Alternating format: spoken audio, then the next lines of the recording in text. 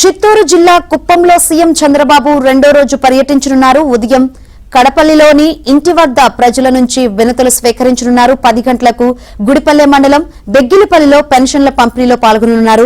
11 గంటలకు శాంతిపురం మండలం Tummisi model school సమీపంలోని ఈ సైకిళ్లు పంపిణీ గిన్నీస్ రికార్డు కార్యక్రమానికి వెళ్లనున్నారు. అనంతరం తుమ్మిసి వద్ద జరిగే బహిరంగ సభ కార్యక్రమం వేదిక వరకు కిలోమీటర్ మేర ఈ సైకిల్ పై వెళ్లనున్నారు. మధ్యాహ్నం ప్రభుత్వ శాఖలు, ప్రైవేటు కంపెనీల స్టాల్స్ ను పరిశీలించనున్నారు.